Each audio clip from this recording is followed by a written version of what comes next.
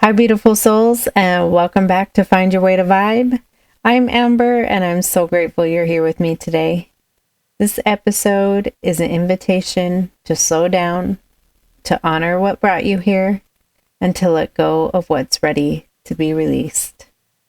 Because the path forward often begins with setting something down. So settle in, and let's get started. Before we begin, take a breath with me. Take a slow breath in.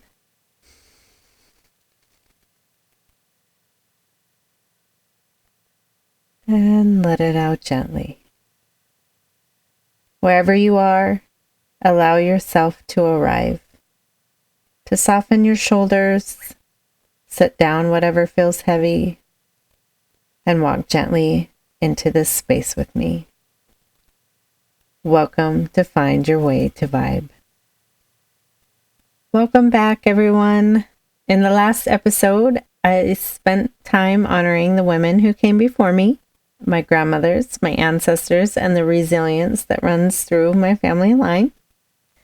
I reflected on their strength, their sacrifices, and the survival that shaped the path that I now walk. It was a beautiful reminder that we don't arrive here on our own, and that much of who we are is carried forward through memory, through blood, and through the lessons that we inherit. And today, I want to gently build on that reflection, because honoring where we come from is only one part of the journey, and learning what we're ready to release is a whole nother part. Some patterns were born from survival. Some stories were never meant to be carried forever. And some cords, once acknowledged with love, are ready to be set down. So today we're stepping into reflection on letting go, on cutting the cord with what no longer serves us, so we can move forward with greater clarity, freedom, and ease. Before we move deeper into today's reflection, I want to share how I found my way to vibe this week. This week, I noticed I was still feeling really tired, yet again, so I listened. I'm still in the depths of training and still showing up for all my other responsibilities, so I made a conscious effort and choice to sit down a few things that I knew could wait and focus a little bit more on resting. And I did. I slept a lot. More than I usually allow myself to. And honestly, it was exactly what I needed. I think my body is just finally figuring out that after 42 years of constant go and survival, that I now have some space to rest. So it's taking full advantage of it. And I'm pretty grateful that it's pushing me to slow down a little bit and allow myself to rest. I've spent many years on limited hours of sleep or sleepless nights when thoughts of worry or whether I'm doing enough as a mom or if my kids have everything they need, those sleepless nights took a lot out of me. In addition to the long days navigating work, LA traffic, and honestly, just the energy of Southern California. It caught up to me. Instead of pushing through like I always have done, I chose something different. And I welcome the rest fully, without any guilt. I do not feel guilty for resting the way I have been resting this year so far. This time, I took the rest and set down the guilt. And I will happily take that. Now, I want to turn it over to you. How did you find your way to vibe this week? You can share it with me on the contact page at findyourwaytovibe.com or over on Instagram. You can DM me or tag me in a post. I truly look forward to hearing your stories. So as we step onto today's trail of gratitude, I invite you to think beyond moments and instead notice what you're ready to release. The roles you've outgrown, the patterns that once protected you, and the expectations that no longer fit who you are becoming. Wherever you are right now, whether you are walking, driving, sitting, or lying down listening, take a few breaths and let that awareness settle. If you feel moved to, you might make a note of it, or simply allow it to pass through you. You might notice something softening, or feel a sense of lightness, or you may simply feel ready to let it go. Today, I'm choosing to hold gratitude for what I no longer need to carry, for the lessons that shape me into who I am today, and for the ways those patterns once kept me safe, even when they were formed through survival, and even if they no longer belong in this part of my life. I am grateful, very grateful for the awareness that tells me when it's time to loosen my grip, to trust what I've learned, and to move forward without carrying the weight with me. Whatever you're feeling grateful for today, just notice what comes up. There's no pressure to hold on to it, no need to define it or make sense of it. Just let it be acknowledged. As we move forward again, let's carry that gratitude with us, not as something we cling to, but as something that walks beside us as we step into today's reflection. Moving on to the reflection portion today, we are talking about letting go of what no longer serves us. There was a time in my life when I believed that holding on meant strength. Holding on to my stories, to the pain, along with the expectations and control to what I thought should have been. And I stayed there for a long time, just replaying the old chapters and focusing on the hard parts of the things I've experienced, living in the what ifs and how am I going to's of the future. I thought if I just held tighter, everything would just eventually make sense and fall into place. But what I've learned, slowly but surely, is that holding on like that to the pain and fear and expectations was often the very thing suffocating me and keeping me from actually moving forward. This season has been about noticing, about listening inward and honoring what brought us here. And now it feels right to talk about what we're ready to leave behind. Letting go is layered. It's not one thing, it's not one moment, and it doesn't happen all at once. Sometimes it begins with becoming aware of what we've inherited, our generational patterns. It could be survival strategies passed quietly through our families, ways of coping that once kept someone safe but no longer serve us. There are behaviors that we didn't choose, beliefs that we didn't consciously adopt, and wounds we didn't personally create, yet we've been carrying them anyways. Letting go of generational trauma doesn't mean rejecting where we came from. It means honoring our ancestors and our family by choosing something softer for ourselves. It's saying, hey, the pain stops here. This pattern ends with me. For me, I can see it in my own family line. I watched my grandparents choose comfort and safety, often from a place of fear of losing someone or being abandoned, which is understandable considering their stories and where they came from. Their home became their sanctuary, their safe space, and they were very proud of what they built through everything that they came from and had experienced. And their pride showed through all of it. They were very proud that they built this life on their own without the help of other people. And so that was an honor to watch. Then I watched my parents work very hard for financial security because they were determined not to return to the life that they grew up in. But what I think changed in them were that they took more risks and they stepped outside of their comfort zones a little bit more and created a new story. And because of that and their determination to not go back, I had room to imagine my own. And I learned those traits of resilience, work ethic, determination, amongst several other traits. And I carried them too.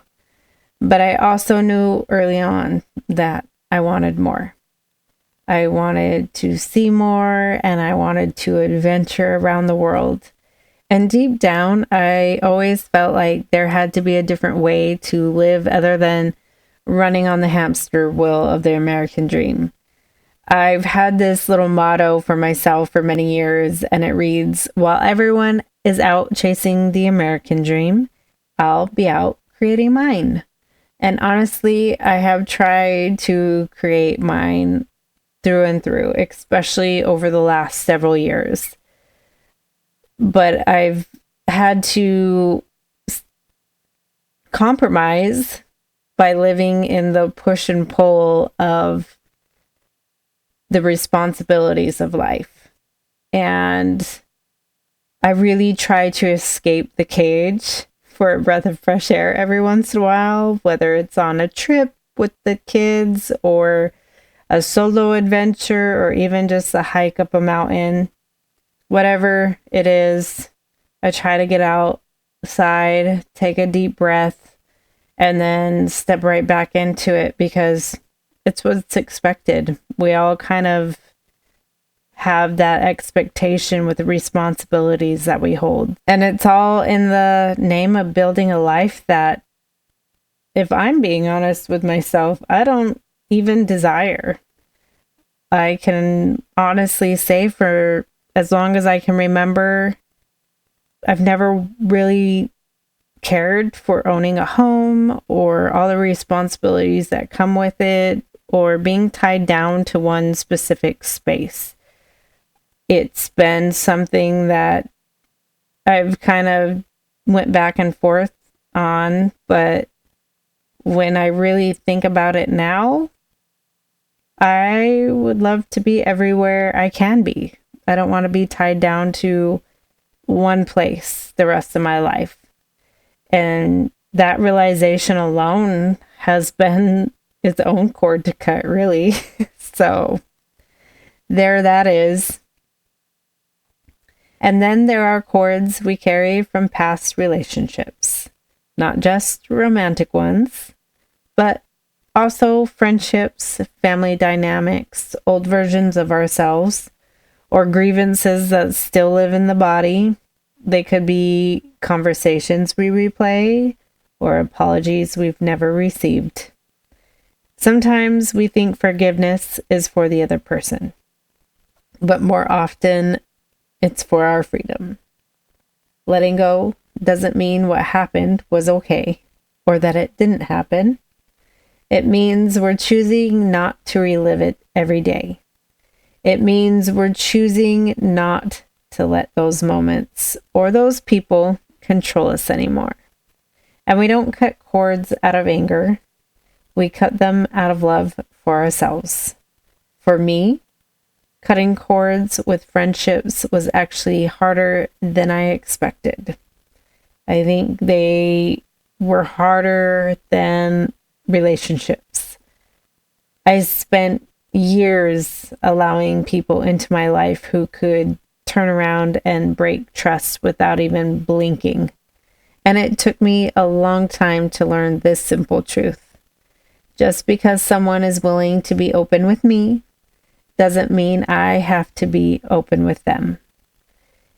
especially when their behavior shows me exactly who they are. I've been around groups where everyone acts like best friends in person. And then once everyone leaves, it turns into little side conversations and group chats where people are just tearing each other apart. It always felt so gross to me. And I never felt comfortable joining in. And I wouldn't even allow myself to be added to group messages because I just didn't want to be a part of it. It didn't ever make me feel comfortable. So I stayed away.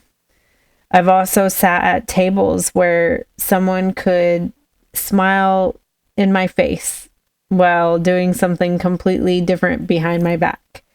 I used to just sit there quietly, just observing, and it honestly felt like there was a contest happening before my eyes.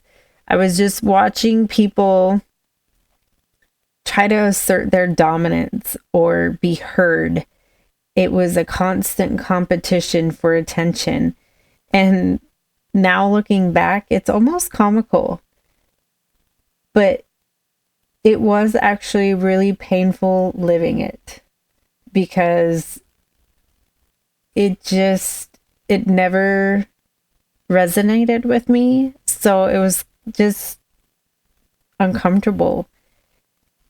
And that's exactly why I removed myself from those spaces that no longer served me. I took the time to delete people from my life, so to speak. I would remove them off my pages. I stepped back from participating and I chose peace over anything else. It probably was the best thing that I've done for myself. And I'm grateful I did it because I learned a lot. There was a moment I remember very clearly where I was deep in my healing and I was out on a hike one day and a memory rose up. It was about a moment where I had people around me who called themselves my friends and who told me to my face that they would be there for me no matter what. And then when it actually mattered, when I actually needed them to step up and be there for me, they turned away and they supported the people who hurt me or who spoke lies about me without even coming to me to hear my side of the story or to check in on me. And that stung. That one really stung, and it took me a while to move past it. But when I sat with it long enough, I saw something else. I saw that it was a gift because it showed me who was real. And it showed me where I hadn't been showing up for myself, where I hadn't spoken up when I should have, and where I tolerated what I really didn't deserve. So I made a conscious decision to remove people from my life. And I removed a lot. I spent a lot of years with very few interactions with close friends. Not because I didn't have any, because many of my close friends live far away, but where I did remove the people from my life, and it felt good. And now I know what I want in a friend. So that experience helped me move forward in a different way with a different understanding of what I want. And I want people who show up for me, who listen to me, and who reciprocate the same energy as I do. People who can laugh with me and have fun with me without putting others down or judging. I don't find joy in doing that. I just want to experience life and laugh together and have fun together. I want people whose word actually matters and means something, who say something and act on it rather than the opposite. I know for a fact that I'm not going to stop being who I am. I will always be who I am, but I'll also be very selective where I place my energy from now on. So while it was a very hard experience to go through, I'm really glad I did, because it taught me a lot about friendship. And that was something that I never really focused on, because before I focused on belonging, I just wanted to belong. And I felt like if I was in a group or with people, no matter who they were, no matter what they did, that I belonged. So that was a big lesson for me. Another layer of letting go is releasing control. Control of outcomes, of people, and of timing. This one is subtle because it disguises itself as care. But control is actually really heavy. It keeps us tense, it keeps us bracing, and it can create distance with the people we love. When we loosen our grip, we create space for trust, for flow, and for life to meet us where we are. Letting go of control doesn't mean we stop caring. It means we stop forcing. I learned this in a really big way when I was seeking support in group healing space. And I learned it again in the adventure of parenting. I realized it is not my job to fix people or control how they experience life. Even when I love them, we are all individuals, and no one has the right to control how we experience life or to push their opinions on us or control the narrative of a conversation. This lesson helped me shift as a mother, especially raising teenagers. It took me a while for this one, but when I finally grasped it, I was able to move from a more controlling role into more of a guidance role. And listen, I know people say you can't be friends with your kids, and I get it. On one hand, yes, I'm a parent, but on the other, I also am a friend, and I believe we can be friends with our kids. Not in, hey, let's go hang out, and party, but we can be a safe place they can come to without fear of being judged or controlled, where they can communicate freely and tell us things that they normally wouldn't feel comfortable telling us. I used to actually tell my kids, when you need a mom talk with some advice and guidance, I'm mom and I'm here. I gotcha. But if you need someone to listen, just to simply be there, I'm Princess Consuela Banana Hammock. I know that sounds funny, but They Need Friends was my favorite. So we picked that name and it worked. It worked to give them space when they needed space. And it allowed me to be a friend in that way without being the overbearing mother who needs to tell them about my experience to teach them a lesson or to give them advice. It taught me to actually trust them more, and it gave me an opportunity to see what they were experiencing, and that gave them an opportunity to share with me what they were experiencing and learning. And I feel it built confidence in all of us that while we may not have it all figured out, we're doing all right. we got through all right. And it took a lot of grace from them and myself, but they allowed me to learn as they learned. And it gave us a beautiful path to the relationships that we enjoy today. The next layer of letting go is expectations. The quiet agreements we make with life, with others, and with ourselves. Expectations about how people should show up, how healing should look, how quickly things should resolve. When expectations aren't met, they turn into resentment, disappointment, and anger, amongst, I'm sure, a few other things that I haven't named. Expectations have probably been one of the most toxic things for me to myself, because I used to hear promise after promise, and I would set my expectations high, and if someone broke it, I would take it personally.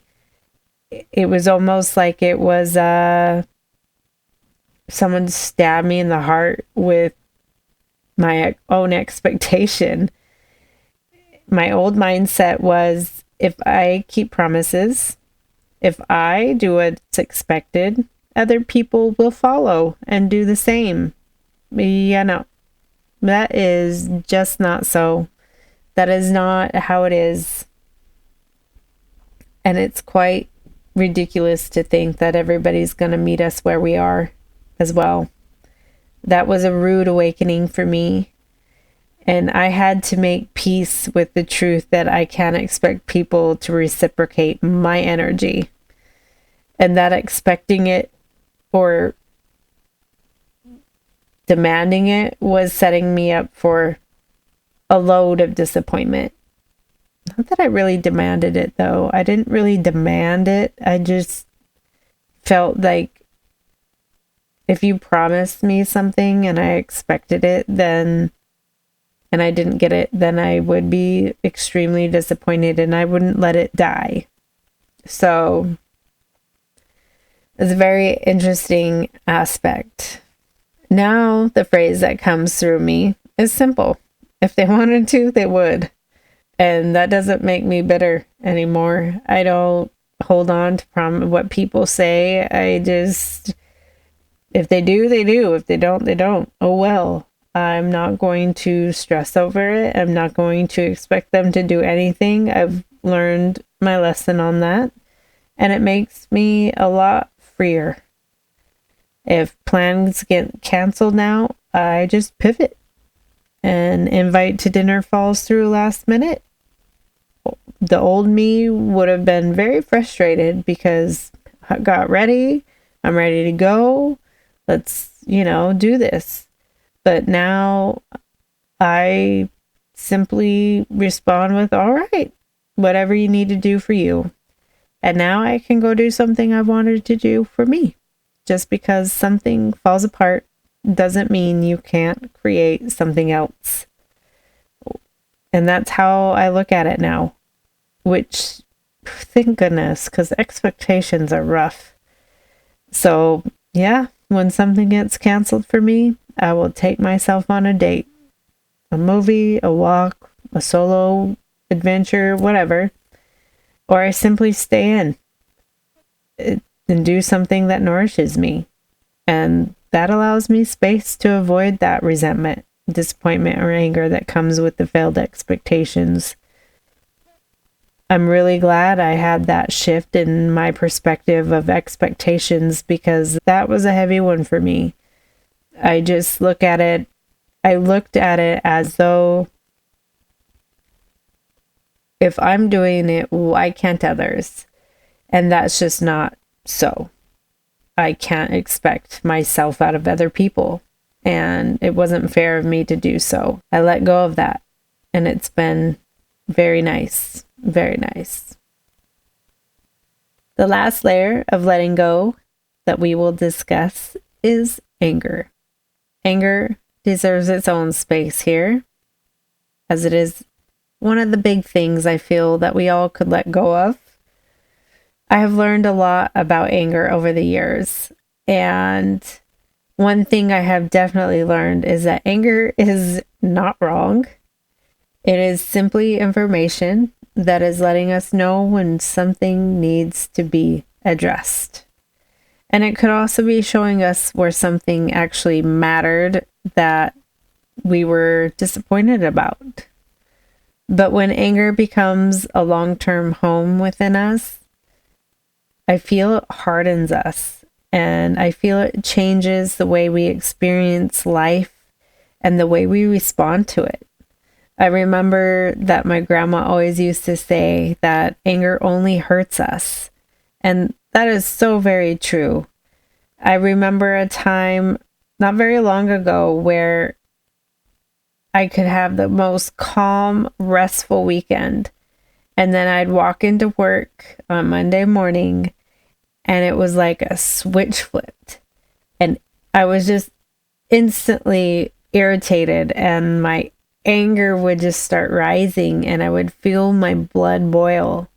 And instead of becoming aware and letting it pass, I would hold on to it and let it affect me and hurt me.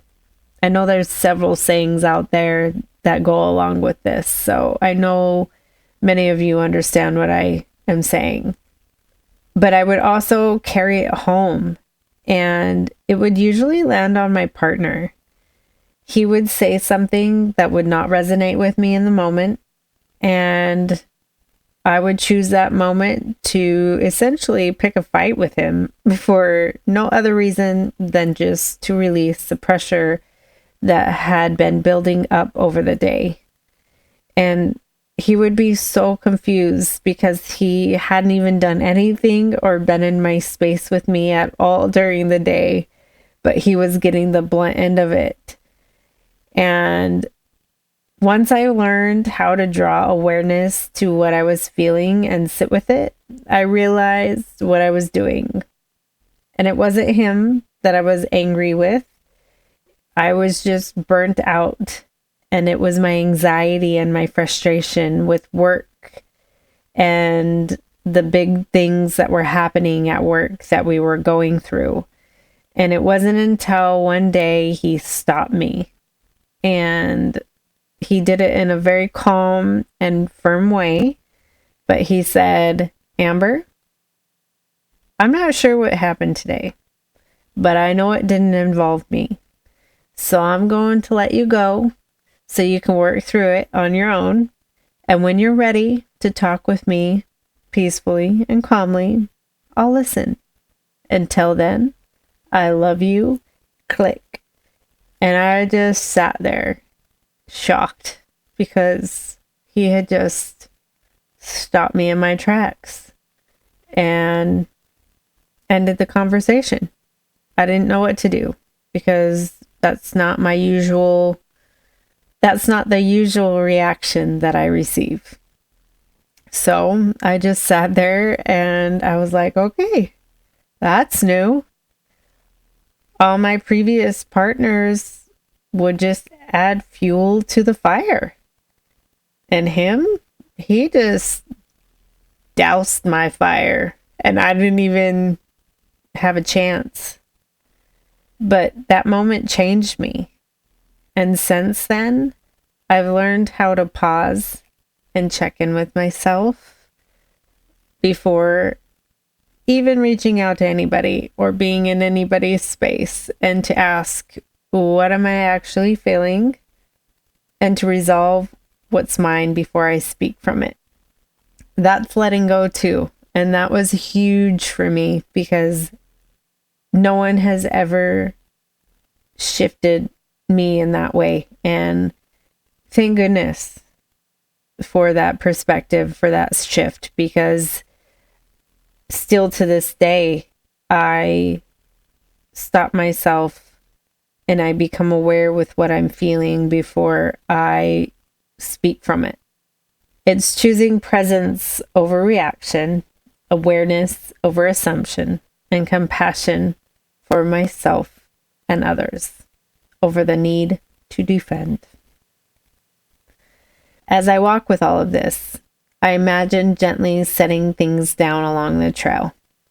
The old stories, outdated roles, the unspoken resentment, or the inherited fear. Not with judgment or force, just with awareness. And with each step forward, the walk feels a whole lot lighter. So if you're listening and you're realizing there's something you're ready to release, know this. You don't have to let it go perfectly. You don't have to do it all today. And you don't have to do it alone. Letting go is a practice. It's a return and a remembering of who you are beneath the weight. And sometimes that remembering is guided by the light around us, by the people who steady us, who soften us, and who show us a gentler way forward without ever asking us to be anything other than ourselves. That's what brings me to this next moment. This week, Brooklyn Lights the Way is dedicated to my children, who have been the light of my life from the moment they entered this world. Each of them has illuminated my path in a very different way. And as I've walked through this episode, I've realized just how much of what I'm releasing has been softened and reshaped and redefined through the light they bring into my life.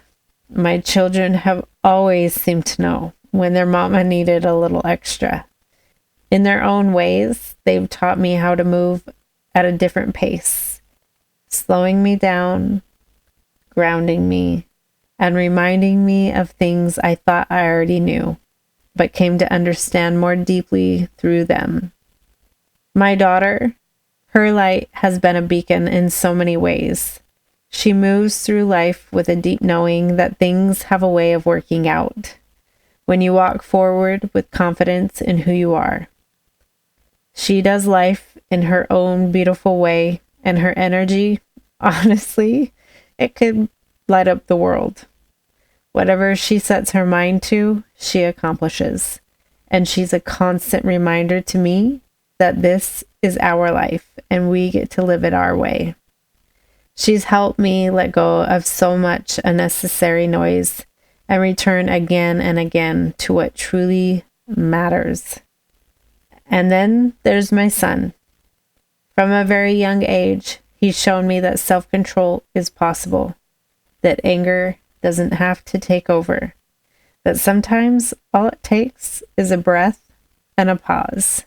Since he was a little boy, he's carried this quiet wisdom, and to this day, I have never seen him lose himself to anger, not once.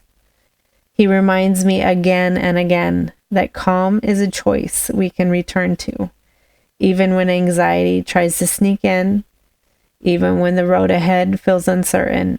His courage to meet life on his own terms has been with him since he was a baby, and his willingness to go all in and to follow his heart continues to light the way for me as I step into new chapters of my own journey. Each of my children, in their own way, has taught me that letting go doesn't mean losing yourself. Sometimes it means trusting the pace, releasing the noise, and choosing to walk forward with more presence, more courage, and more love. And that kind of light, the kind that arrives through love, presence, and quiet guidance, it doesn't just illuminate the path. It changes how we walk with it. Before we close, I invite you into a simple reflection. What am I ready to release? Not because I'm angry, but because I'm free. You can carry that question with you on your next walk, in a quiet moment, or whenever you feel ready. Thank you for walking with me today, for listening inward, and for choosing yourself gently.